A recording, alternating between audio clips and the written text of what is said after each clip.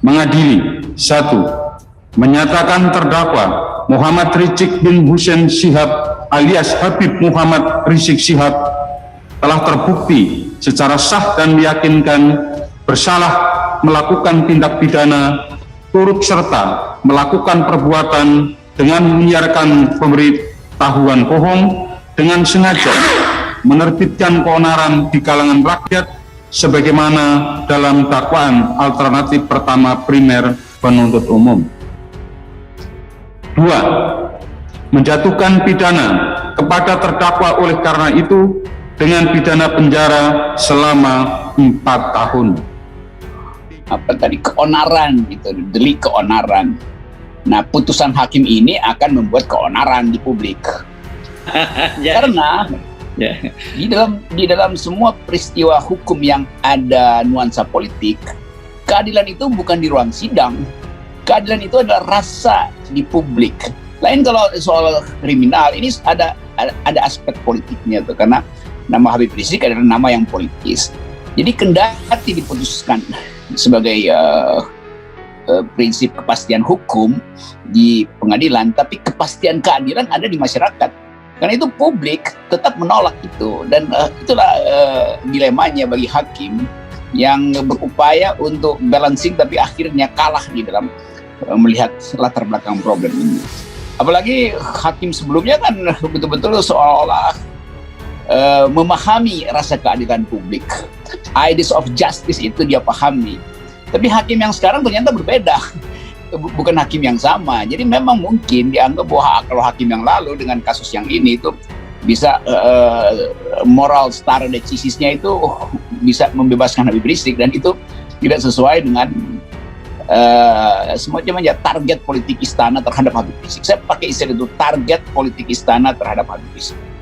Kenapa? Karena dari awal memang ditarget satu paket dengan FPI, satu paket dengan Munarman. Jadi publik melihat itu, publik nggak lihat lagi bahwa hukum telah ditegakkan. Memang hukum dijalankan di ruang pengadilan, tapi bukan di dalam public sphere, dalam ruang publik.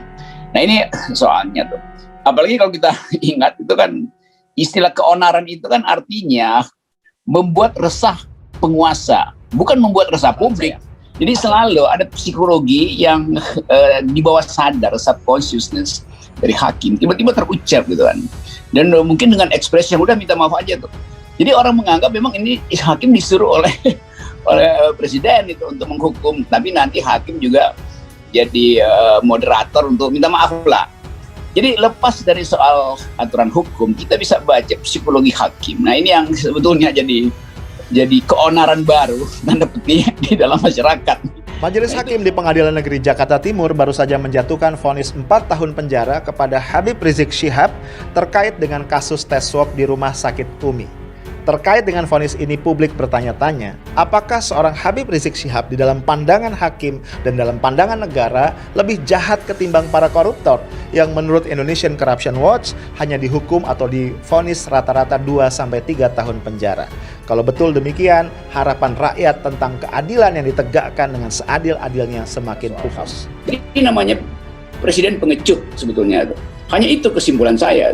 Jadi saya menganggap bahwa upaya untuk membekuk Habib Rizik itu memang desain istana. Analisis saya begitu. Dan itu terlihat dari mereka yang berkumpul sejak kedatangan Habib Rizik itu dipantau WA-nya, teleponnya, segala macam itu, untuk dijebakkan ke dalam skenario penangkapan.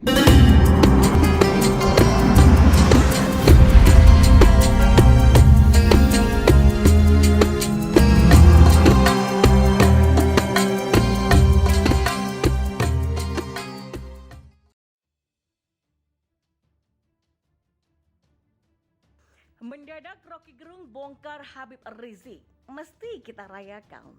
Akademisi Rocky Gerung belak-belakan menilai banding mantan Imam Besar FPI Habib Rizik Shihab setelah divonis 4 tahun penjara karena kasus swab Rumah Sakit Umi semestinya harus dirayakan.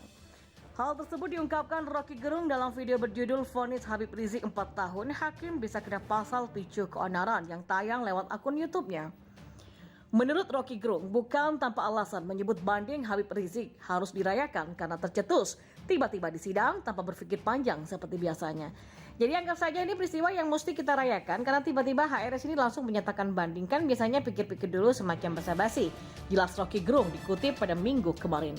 Rocky Gerung pun menilai Habib Rizik tidak berpikir soal untung rugi karena menganggap publik pun juga setuju untuk dilakukan banding. Dia nggak mikir benefit cost, apa untungnya. Dia langsung bilang banding karena publik di luar itu juga tahu kan mau banding, rakyat ingin banding, ungkapnya. Malahan pengamat politik ini kemudian menguraikan pihak yang menurutnya justru membuat keonaran, bukan Habib Rizik. Rocky Gerung menyinggung keberadaan sejumlah akun YouTube yang dicurigainya bisa menjadi merupakan sewaan istana maupun lembaga survei.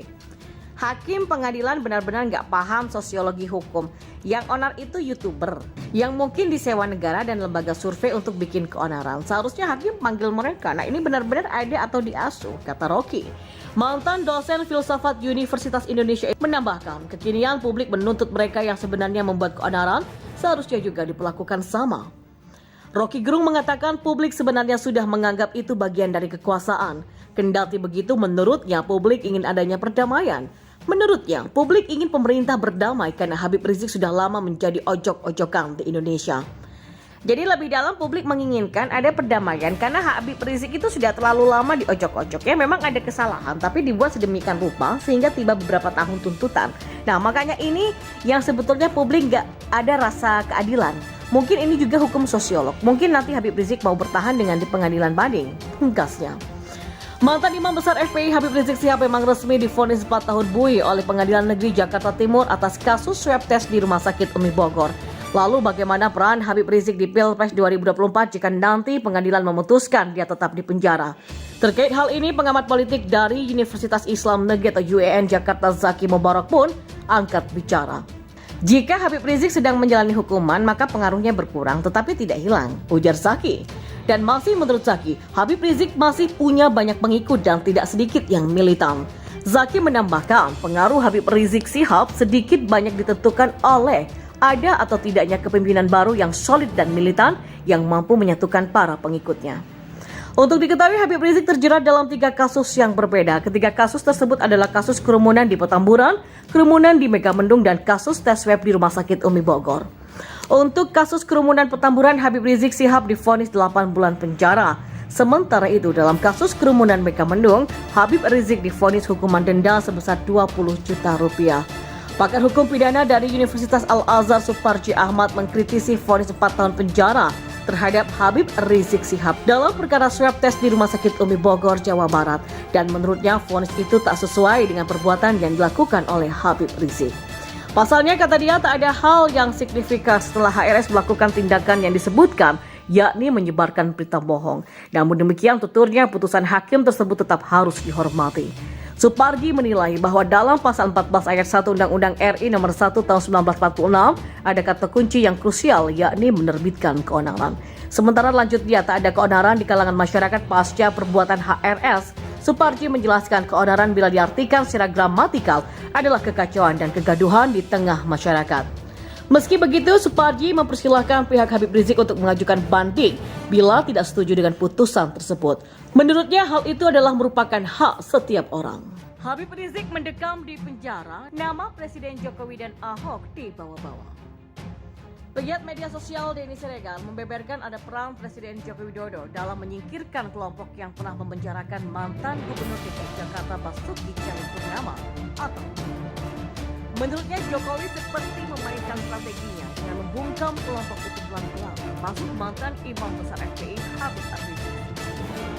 Di sini yang berperan besar adalah Presiden Jokowi, kata Denny Siregar di kanal YouTube Soko TV pada beberapa waktu yang lalu. Denny menjelaskan saat Ahok di demo jutaan orang, Jokowi mungkin lebih banyak diam, sebab keadaan negara sedang genting kala itu. Bisa jadi saat ini pendukung Jokowi kecewa dengan dirinya karena banyak diam. Akan tetapi strategi itu pelan-pelan mulai menunjukkan balasan. Ketika situasinya sudah tenang, Jokowi sudah mulai menerapkan strategi pecah barisan, kata Denny. Adapun cerita selanjutnya ialah organisasi FPI dibubarkan dan pimpinan mereka dipenjara. Dan seperti diketahui, Habib Rizik dipidana 4 tahun penjara terkait kasus tes swab rumah sakit itu. Di kasus Petamburan, HRS divonis 8 bulan penjara. Yang terakhir adalah kasus di Megamendung, HRS divonis dengan denda 20 juta rupiah. Dan seperti kita tahu, Imam Besar FPI Habib Rizik Syihab resmi divonis 4 tahun bui oleh Pengadilan Negeri Jakarta Timur atas kasus tes usap di Rumah Sakit Umi Bogor. Ketua PA Alumni 212 Selamat Ma'arif angkat suara. PA 212 kata Selamat sangat terusik dan kecewa dengan keputusan majelis hakim. Keputusan majelis hakim jauh dari rasa keadilan dan bernuansa kriminalisasi terhadap ulama serta kental rekayasa politik terhadap HRS. Kami juga mendukung penuh langkah hukum yang akan diambil oleh Imam Besar HRS dan pengacaranya, kata Selamat.